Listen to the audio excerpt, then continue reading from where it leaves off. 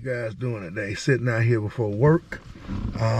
As we move on through the course of the conversation we're having, I definitely want to talk about when you see the signs, when you don't heed the warning, when you hit the wall or you get to a point where you have stagnant in your relationship, and can you save it?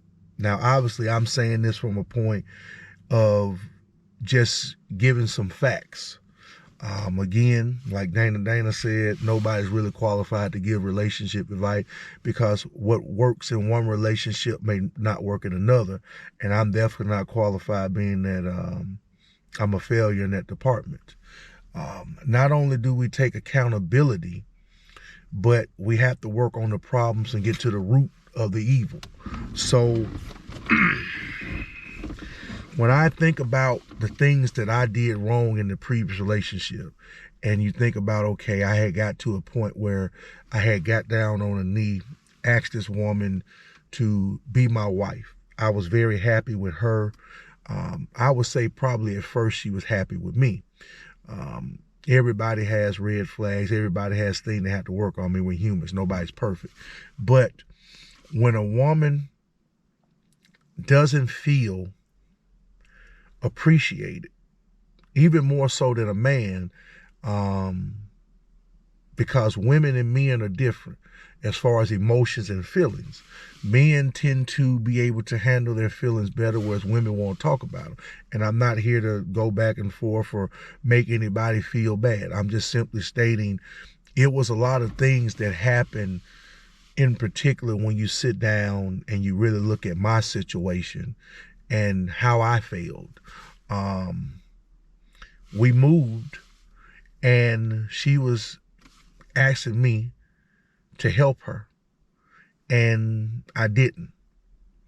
And when you really sit down and think about it, everything she was asking for, I couldn't handle by myself. And the more I think about it, here I am, it's 2024, and I had a full slate of days, which means I had all my days that the company allotted at that time at my disposal. And I could have took off and got some things done. And that was very hurtful to her because she was dealing with a lot of things at the time, especially still thinking about her grandfather, and the big move we had made, and I had let her down. So I'm going to read a few things for you, and I'm going to go over them with you in this part.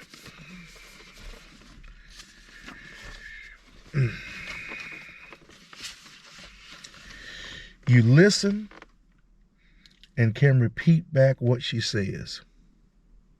You don't try to fix her problems unless she specifically asks for a solution.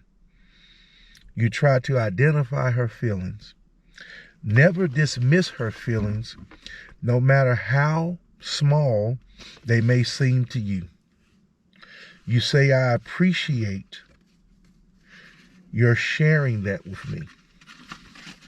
You don't interrupt her when she's trying to tell you how she feels. You apologize and admit when you're wrong. You cut her some slack during her monthly cycle. You see something that needs to be done and you do it without a lot of hassle. I'm going to stop right there for a second, and I'm going to say one of the downfalls in my last relationship is that I did not do this part and do it effective. Now, again, I'm putting aside pride and ego, and we're going to be honest. It was my fault. More than anything else, I'm accepting the blame. I'm taking the responsibility for the failure. But again, this is coming when you bring two people together and you have such a strong, independent woman that's used to doing everything by herself. And for me, I felt like I didn't have to really do much because she had already handled so much. And she was coming to me saying, you know, if you see something, handle it. I don't have to tell you. And she's right. But I listened to her, but I didn't comprehend or understand what she was saying. So I'm going to read that again. You see something that needs to be done and you do it without a lot of hassle. Now, that may not be a big deal for everybody, but for her to be such a woman that didn't need but wanted me to try to ease pressure off herself, I didn't help her in that aspect. Got to take accountability. Got to work on that. But a lot of time as men, we don't see that. And then you wonder what you get. So that's very important. I hope y'all pay attention to that. You express appreciation for all she does. Honey, I could never do your job. This woman would get my kids. I'd be at work. She would get my kids and take them places. Our last few trips to the beach were memories for a lifetime. Going to the drive-in movie, memory for a lifetime. Like this was a person that gave her soul, her mind, her body, her spirit, gave herself. And she would always say, I make more sacrifices. What she really was telling me is that she's doing a lot because she appreciates me. You know, hey, I want some stuffed bell peppers. I want this. What do you whatever. And I did some good. I felt like maybe I didn't. But, I would cook, I would help. But she did not feel appreciated. She really didn't. She did a whole lot. She did more than anything I could really ever explain in a video. Looking into those eyes and looking at that nose and the pretty, pretty face and lips, look at me and say, I don't feel appreciated. She was really telling me, appreciate me, show me appreciation, show me the type of love that I'm showing you. And I did not do that. And that is 100% my fault. You express appreciation for all she does. And I did not do that. You pray with her and for her. I did not do that. Now, I told y'all before in a chapter when I was talking to y'all that when women talk to us and they think we're nagging, really they telling us to come love me, come draw closer to me. And as a man, we push away. Now, oh God.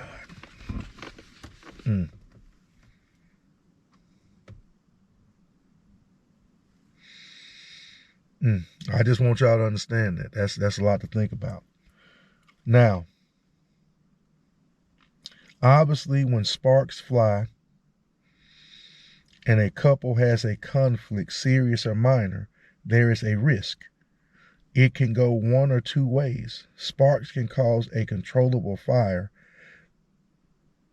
that heats the house and makes things warm and comfortable. Or sparks can set a wildfire that burns the house down. All married couples must realize that sparks are going to be there. The question is, how will you control them? Now, that's something I need to work on. As a man, I need to understand that. And again, you take you and your brother, you take you and your sister, your mama, your coworker. You put yourselves in a room for a long period of time, you're not going to agree on everything. But as a man, I must also understand now that I must handle and control these situations better. I must learn to be a better listener because that's what she wants. Women want to talk. They want to vent more than men. And they want your ear. And I got to do a better job of that. And I did not. So again, take accountability. Work on those things. I don't like to lose. I hate failing. And I hate when I thought I gave everything I had, but really I just gave and I didn't give my all. I gave all, but I didn't give my all. Some of y'all may not understand that. But I could have done so much better, and I had every opportunity. I had somebody pretty much telling me the blueprint, what they wanted, and I did not do it. And it was very costly.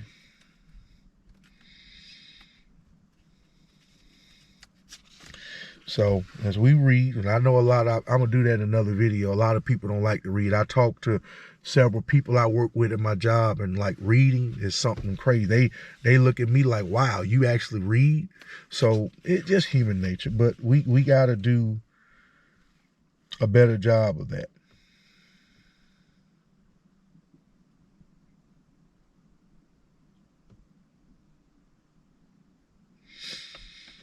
I was trying to find a passage for y'all. Women also need to talk to realize their feelings. Men usually know what they are feeling. So I want y'all to understand that when you see these warning signs, when she's coming, this goes for both men and women. If you really want that person and they give you, kind of talk to you, this is what I want, this what's going on, this what's got to change, and you don't heed the warning sign, then this could be you. I talked with one husband who confessed that he tried to motivate his wife to show him some respect by acting very unloving. He distanced himself from her. He closed off his spirit in anger. He discarded her feelings. He closed off his spirit in anger. He argued his point to win and never reconnected. In short, he never made peace with her. He admitted to me, I thought I did all that. She would start showing a little more respect. Then he put his head down on the table in despair and said, but she divorced me. Until now, I didn't know that. So as men, what do we do? What do we do? We when we're in a serious confrontation, especially with a woman, not somebody else, but we with a woman, we will draw back. Obviously, we're going to be quiet and be more reserved, but we tend to distance ourselves in arguments. And that's something I got to work on. It's not just talking, because communication is more than words coming out your mouth.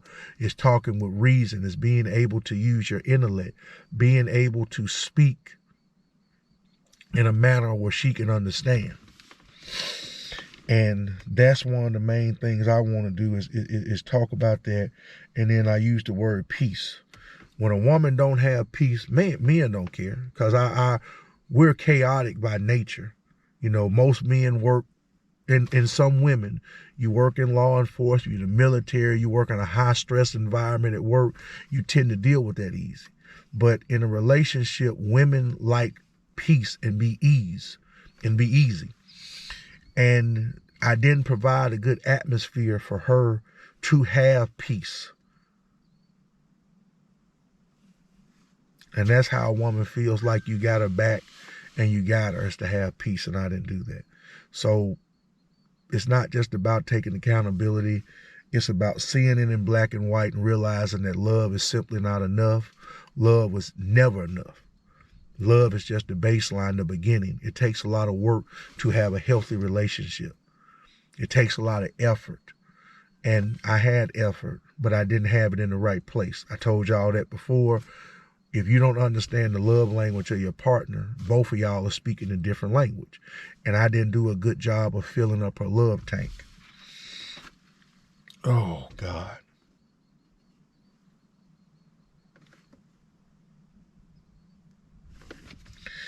So there's a lot to work on, a lot of things that will happen.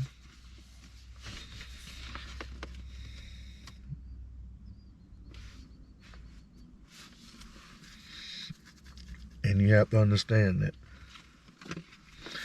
everything happens for a reason, and some happen for a season. So we're sitting here, guys. There's a lot of challenge for me to process information, take up new things, and do better.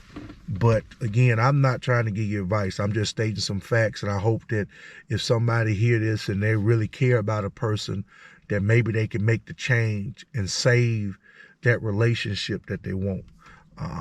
Like I say, I'm not a love guru, not going to give you relationship advice. I'm just giving you some facts that I saw.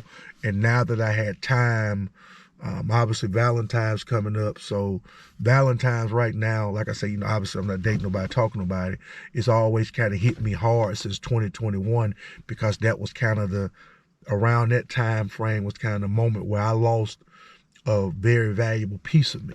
I lost a person that made great sacrifice for us to be a family, for us to be one, a person that spent time with my children, a person that did a lot for me in front of the camera, behind the camera, in public, in private, a person that was very loving, very caring, that showed me a lot of love, tried to help me improve, tried to help me be a better person. And I lost that because not so much of ego and arrogance, but I lost it because I heard what she said, but I didn't know how to decipher it. I didn't know how to decode it. I didn't know how to process what she was saying and make the necessary adjustments. I didn't know how to be better. Like I say, it hurt, but it was needed because it taught me a very valuable lesson. And hopefully it gives me the strength and motivation to do better. And when the next opportunity come up and, I get a chance to hear that voice, I get a chance to see that person, and give them that hug and let them know be all right. So it's a lot of work got to be involved. A lot of times we just always want to blame other people, but sometimes you have to look in the mirror and start with yourself, especially when you feel a person that's giving you everything. If I could just apologize for that, if I could just apologize for in those moments when we made that big move into a place, a new atmosphere, new environment, if I could have just helped, if I could have just took control and finished that whole thing. Matter of fact, if I could have just made the whole process even more seamless and maybe found a different place or done more in that aspect, take some stress off of her, maybe things be different. So I struggled in that arena. And a lot of times it's tough for people to admit when they're wrong. Everybody wants to be perfect, but again, it was my fault. It's my fault. Like I say, the standard is the standard. And she definitely was a standard bearer. And I had everything I wanted and needed in her. And I would even go back to say even 2014. But it just seems like the stars aligned for me. With this failure, I learned so much. And like I say, to hear that voice, it's just magical, and the opportunity in the future is there. And I just got to be ready, but we'll see. What do y'all think? What do you think? Can you identify your issues? Can you sit down and read a book, like a pastor, like a person read the Bible, and can you apply it to yourself? Can you make those changes? Can you put in that type of work?